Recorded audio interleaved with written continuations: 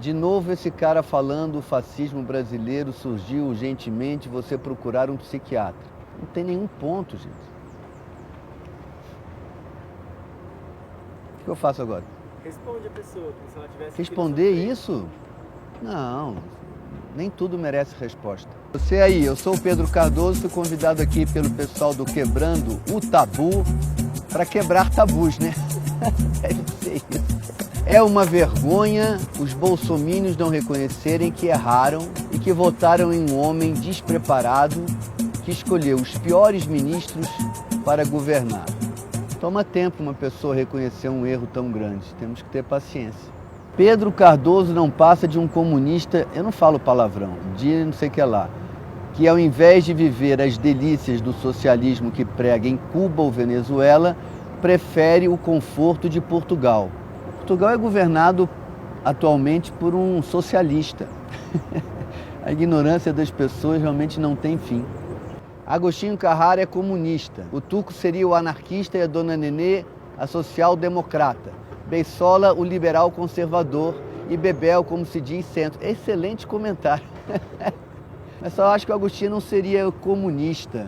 Ele seria o que ele sempre foi, um personagem que oscila entre o que lhe convém. Pretendo lutar pelos pobres, né, que estão precisando, a classe média também, que está sempre no sufoco, e como rico também é gente, lutar também pelos ricos, ué. Se o Pedro Cardoso não ficou rico fazendo o Agostinho, a culpa não é do capitalismo, é dele mesmo. Quase 20 anos no ar em horário nobre, 35 de casa, um salário altíssimo. Vocês acreditam em qualquer outro palavrão? Mesmo. Como é que eu vou dizer? Eu acho que eu fui perguntado se eu tinha ficado rico com o Agostinho, eu respondi que quem ficou rico é a Rede Globo, porque no capitalismo, por mais que uma pessoa seja bem remunerada, sempre o dono do capital vai ser infinitamente mais bem remunerado do que qualquer pessoa que ele remunere. Então, embora eu realmente tenha ganho muito dinheiro nos 35 anos que trabalhei na TV Globo, em comparação a outros profissionais brasileiros, pessoas que teriam o mesmo direito de ter ganho provavelmente a mesma coisa que eu, ou semelhante, ou perto, enfim. Quem realmente faz dinheiro no capitalismo é o capital. Foi isso que eu quis dizer. Vocês roubaram minha infância, disse a garota financiada pelo Open Society de George Soros. Isso é uma afirmação do Eduardo Bolsonaro, é mais uma mentira absoluta. Não se pode esperar que uma menina de 16 anos esteja manipulando o diálogo internacional porque quer ganhar alguma coisa com isso. Ela está sendo absolutamente sincera, absolutamente pura, absolutamente inocente, despida de qualquer intenção por debaixo. Eu não me refiro aqui a uma inocência intelectual, me refiro a uma inocência de interesse econômico. E como a política brasileira e a política mundial é extremamente poluída de mentiras e de interesses escusos e de coisas ditas para se obter um resultado, aparece uma pessoa cristalina, uma pessoa que fala simplesmente o que ela verdadeiramente pensa. Isso tem que ser combatido essencialmente, porque isso destrói a mentira total da política. É o que ela fala, né? Ela diz exatamente isso. As palavras de vocês são vazias. Vocês estão destruindo o planeta e só falam sobre dinheiro, economia, isso tudo é mentira. Eu concordo com ela, concordo plenamente com o que ela diz. Uma coisa que eu acho interessante é, caso alguém seja financiado pelo George Soros, qual é o mal em si? É a mesma coisa que eu falar, você é de esquerda. Qual é o mal em si de uma pessoa ser de esquerda, ou mesmo de direita? Você é comunista? Em que isso é uma agressão? Alguém é comunista, alguém é de esquerda, alguém é apoiado pelo George Soros, alguém é apoiado pelo dono da Havan. Se o apoio for transparente, honesto, intelectualmente evidente, mal nenhum não há. Agora, como fez o dono da Havan, pagando, como ele nega, mas parece que fez, disparos de WhatsApp, aí é desonesto. É que cultura brasileira é coisa de comunista. As palavras se descolam no seu sentido original. A palavra comunismo, comunista, ela está muito deslocada no diálogo brasileiro do seu sentido verdadeiro. Por isso que eu falo que é difícil responder, que a pessoa emprega a palavra no sentido que ela não tem.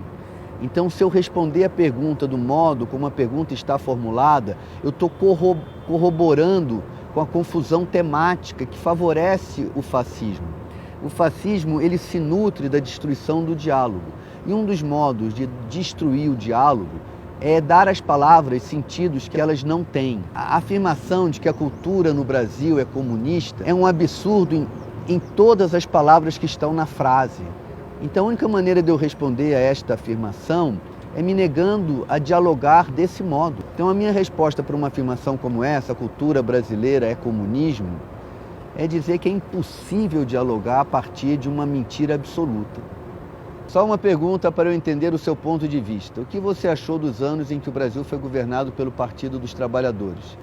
A minha opinião sobre os governos do PT é muito complexa. Acho que aconteceu muita coisa boa e, ao mesmo tempo que muita coisa boa foi feita, muita desonestidade foi cometida.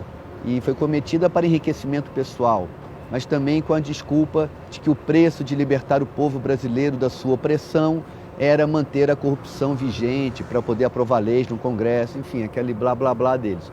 Então, assim, de uma maneira resumida e em poucas palavras, acho que o governo do PT é profundamente ambíguo e deixa um legado igualmente ambíguo e, infelizmente, historicamente, a parte negativa do PT foi muito bem usada por pessoas muito piores que o PT para agora estarem no poder. Essa é a minha opinião. A gente tem que compreender que, de fato, para mim, na minha opinião, foi uma tragédia o segundo turno ter ficado entre o PT e o Messias. Eu falo Messias porque é o nome dele, porque o partido dele não existe. Então, não ficou entre o PT e um partido.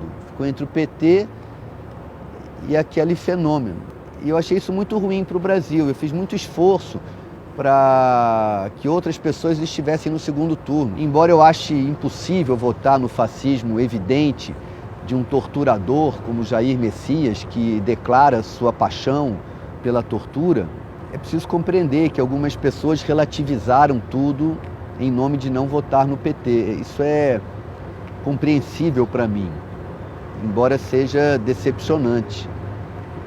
Queria saber quando as pessoas vão entender que religião e política são as duas coisas principais que não se discute, porque cada qual tem a sua. Eu entendo quando a pessoa diz que você não discute religião, porque religião seria, digamos assim, atender a um chamado sobrenatural, né? Então a pessoa está com esse argumento para ela.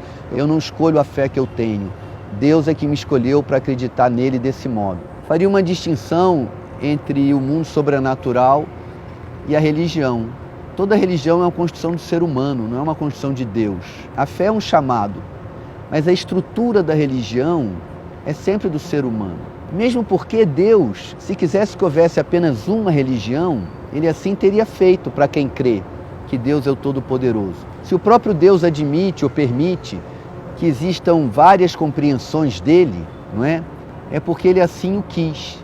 Se Deus assim quis, é porque Deus admite que a gente discuta. Não ele mesmo, que é sempre mistério, mas a religião.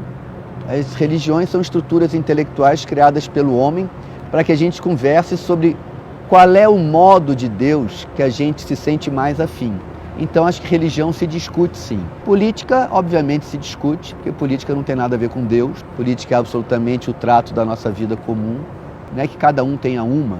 Cada um tem que compartilhar o que tem com os outros, porque de nada adianta uma pessoa ter uma política para si mesma. A política é justamente o convívio das ideias, então acho que tudo se discute. Eu acho que o Pedro Cardoso, não fala essas coisas, come não sei o que lá. Não é possível uma pessoa em sã consciência falar tanta abobrinha. Eu acho que a agressividade é sempre uma insatisfação da pessoa com a sua própria capacidade de argumentar. A pessoa que não consegue articular um pensamento, ela agride. A agressividade, assim, ela é filha da infelicidade, né?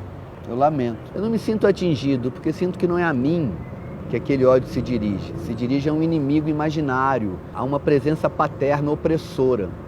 É isso que eu sinto que é uma infelicidade pessoal, que quando se congrega num número muito grande de pessoas, produz o fascismo. O fascismo é um fenômeno psicológico. Ele não é um fenômeno apenas político. A peça que eu faço tem um poema que fala isso, que a pessoa que odeia sem razão, alguma razão tem, porque sempre tal cidadão se alegra de tanto odiar. Deve ser compensação por ter tido que adorar só por pura educação a quem talvez o fez sangrar. Força, meu brother, você não está sozinho nessa luta. O fascismo nunca vencerá enquanto houver vozes como a sua. como a sua.